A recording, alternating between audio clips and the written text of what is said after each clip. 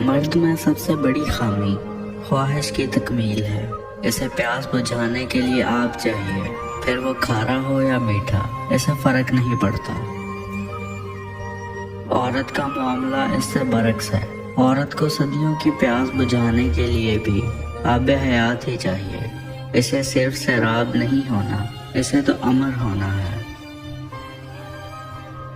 محبت کسے کہتے ہیں؟ ہوش و حواس بجا نہ رہنے کی صورت میں کسی عورت سے چند دنوں کے لیے کھیلنا۔ ایک عربی کہاوت ہے، عورت دنیا کی فسادی اور منافق ترین مخلوق ہے۔ پریشانیاں، دکھ، تکالیف ہر کسی کی زندگی میں آتے ہیں، مکمل کوئی بھی نہیں ہوتا، اس لیے کوشش کریں خوش رہنا سیکھیں۔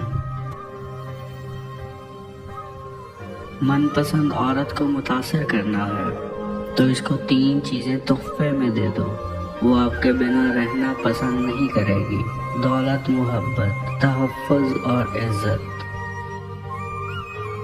مرد کو انا پسند ہونا چاہیے، ہر عورت پہ ڈورے ڈالنا، درندے کی طرح اس کی تعریف کرنا مرد کو کمتر اور گھٹیا ثابت کر دیتا ہے۔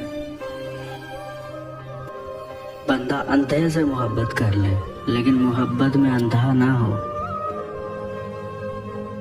زندگی ہوش مندوں کے لیے محبت ہے، اور اس محبت کو پا جانے والے زندگی میں وجود کے بھٹکنے کو فنا کر دیتے ہیں۔